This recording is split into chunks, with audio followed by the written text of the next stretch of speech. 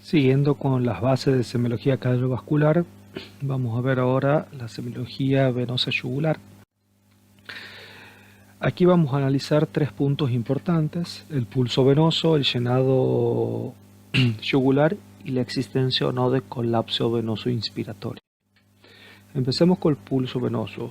Esto hace referencia a los cambios de presión que se suceden en las cavidades derechas. Al estudiar el pulso venoso, estamos estudiando las características de las cavidades derechas, recordando que entre aurícula, cavas y yugulares no hay ninguna válvula, por lo que la presión generada en las aurículas se va a transmitir a estos vasos. Cada vez que la presión ascienda, voy a tener una onda positiva; cada vez que la presión descienda, voy a tener una presión negativa o un seno.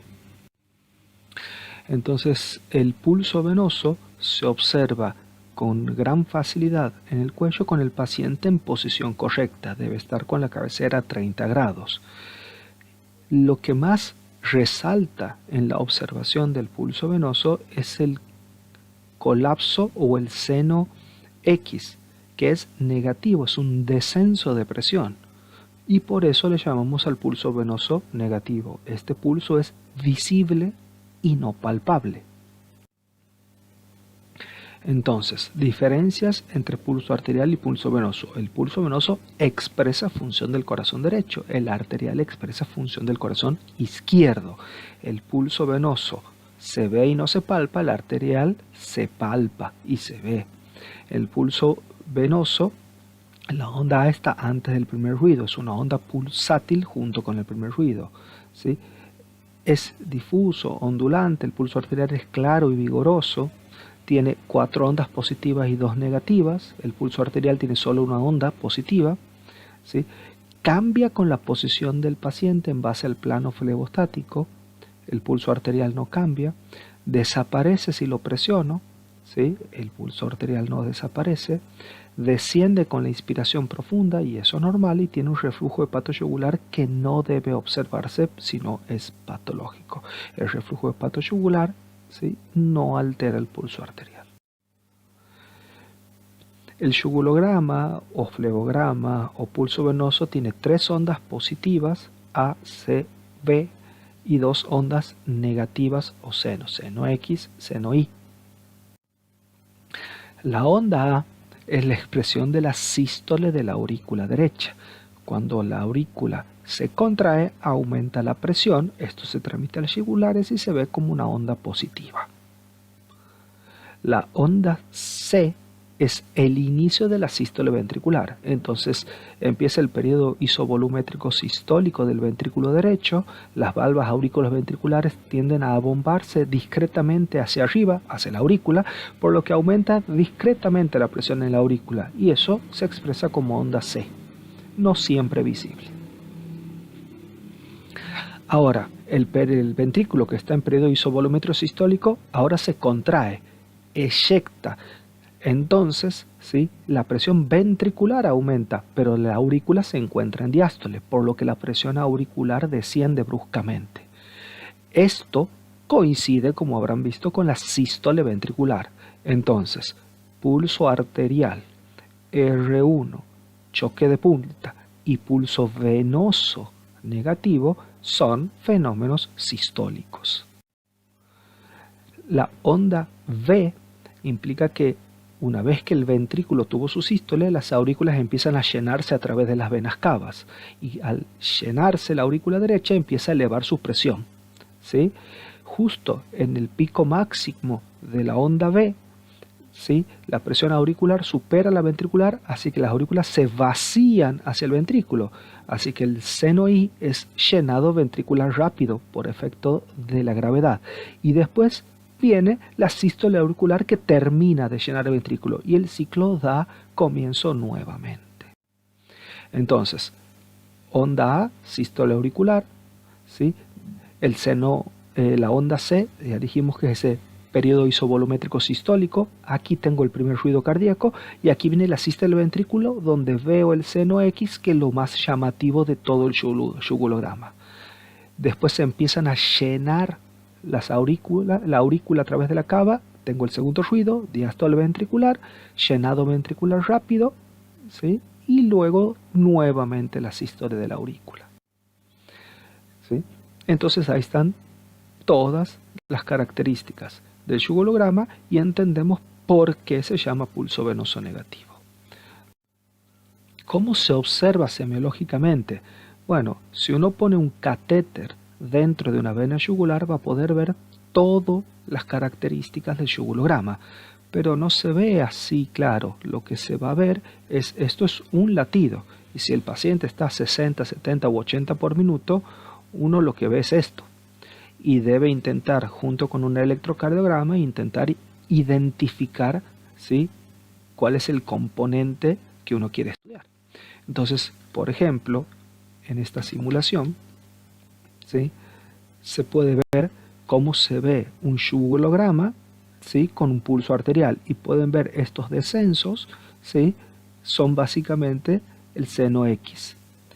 Entonces, no es fácil estudiar las características del pulso venoso.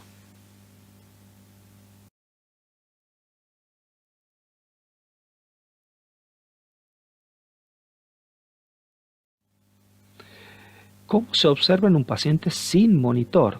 Bueno, en un paciente sin monitor solo se van a observar 3 ondas. 2 ondas positivas, onda A y onda B, es decir, sístole auricular y llenado de las aurículas, y el seno X, que es lo más característico, ¿sí?, la parte negativa o el colapso. Imaginen a la yugular o a las venas yugulares como una pipeta, y el contenido de esta pipeta es el contenido de sangre.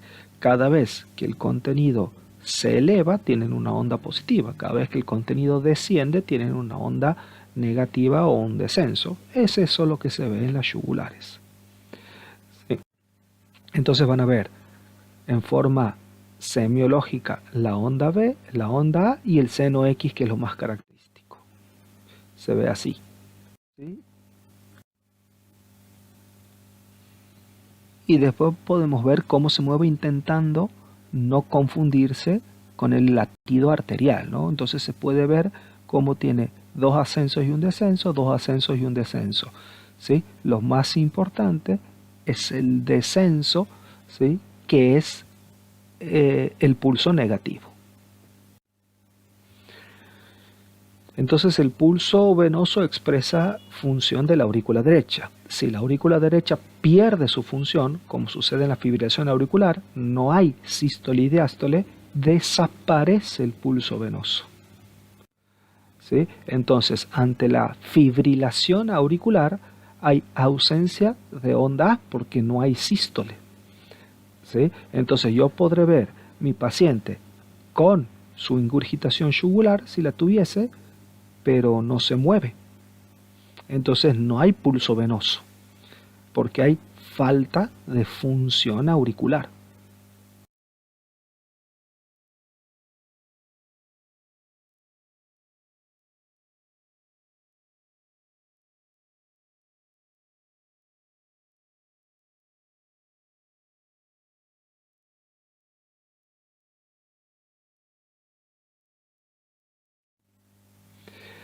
¿Qué es una onda gigante? Y bueno, si tengo una estenosis tricuspidia y la aurícula tiene que hacer gran esfuerzo para vencer ese obstáculo, tendrá una sístole muy importante y la onda A va a ser más grande de lo habitual. Por supuesto, esto se detecta con la colocación de un catéter.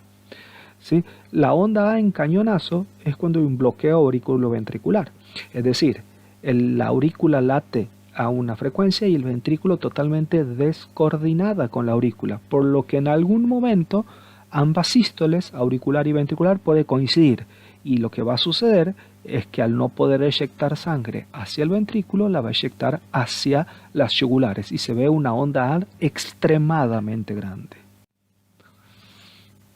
Onda A independiente, mismo concepto, bloqueo auriculoventricular, se va a ver una onda A que no tiene relación con el resto del yugulograma.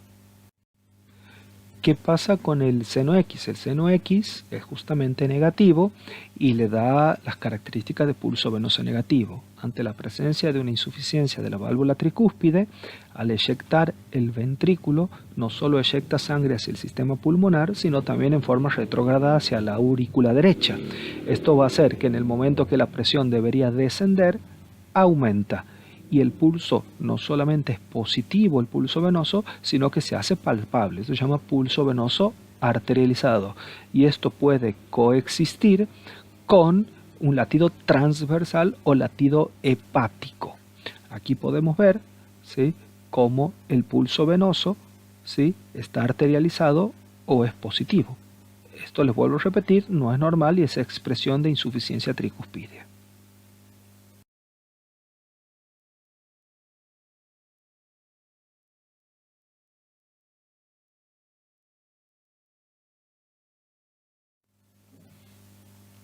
Bueno, ausencia de seno I, ya hablamos de de fibrilación auricular, y si es muy profundo puede ser un derrame pericárdico o una pericarditis constrictiva. Ya entendimos la primera parte del estudio del sistema yugular, que es el pulso venoso. Ahora vamos a estudiar el llenado venoso, que es el grado de ingurgitación yugular en base al plano flebostático. Utilizamos el método de Lewis, ¿sí?, o plano flebostático, donde tenemos un punto fijo, línea horizontal siempre paralela al piso, que se corrige dándole un valor de 5 centímetros de agua, y un punto variable que es el grado de ingurgitación yugular.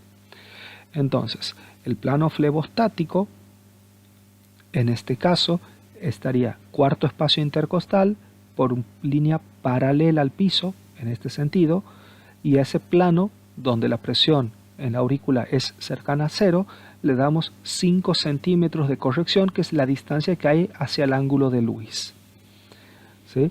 Porque suponemos que si hay ingurgitación yugular, intratorácico, el sistema de cavas y demás también está lleno. Entonces eso hay que contabilizarlo, aunque es un sistema venoso que no vemos.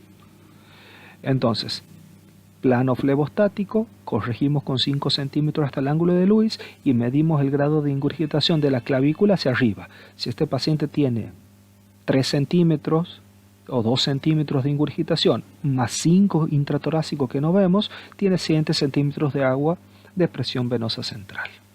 Para esto deberíamos siempre el paciente estar adecuadamente sentado, porque este plano flebostático considerado como cero, todo vaso venoso por debajo del plano flebostático se encuentra lleno o ingurgitado. Todo sistema venoso por encima del plano flebostático se encuentra vacío. Eso quiere decir que si el paciente lo ponemos totalmente horizontal, las venas se van a ingurgitar. Entonces debe estar con la cabecera a 30 grados. ¿Sí? Aquí tenemos el ejemplo, ¿no? A medida que el paciente se va sentando, va perdiendo ingurgitación.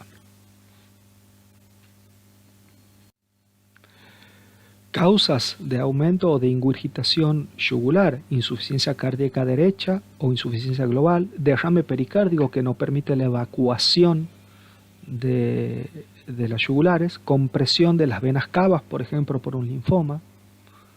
¿Sí? Aquí se ve claramente una ingurgitación yugular en una paciente sentada. ¿Sí? También paciente con una severa ingurgitación yugular. Más ejemplos de ingurgitación yugular.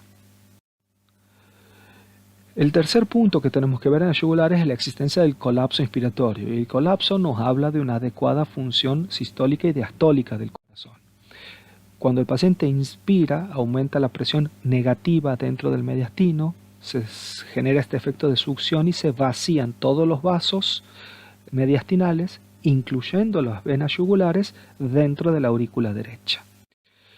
¿Sí? Aquí tenemos, ¿sí?, las yugulares claramente, y si le pedimos a nuestro paciente que inspire profundamente, vamos a ver cómo la yugular desaparece. Con la inspiración, inspira y se colapsa totalmente, desaparece.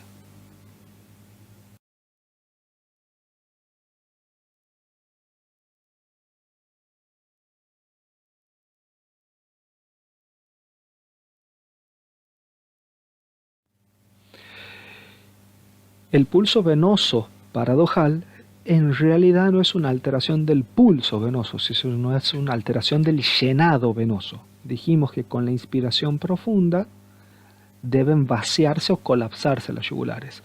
Si el paciente tiene un problema para recibir el exceso de precarga que viene con una inspiración profunda, por ejemplo, un derrame pericárdico, un neumotórax, hiperinsuflación como un asmático o un enfisematoso, al inspirar profundamente, ese corazón no logra evacuar la cantidad extra de sangre o de precarga que le llega, por lo que ¿sí?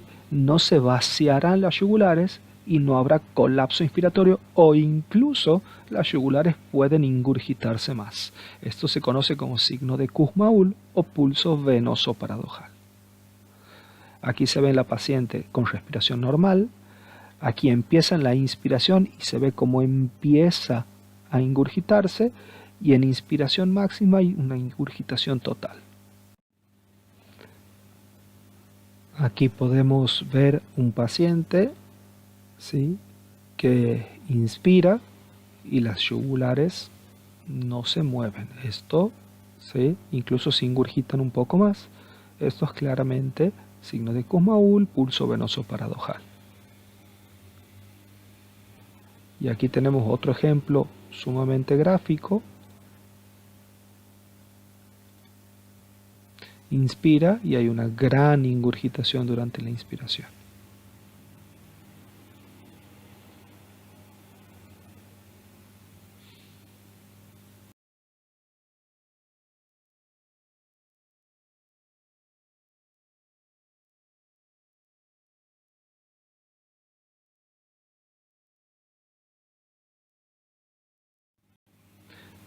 Muchas gracias.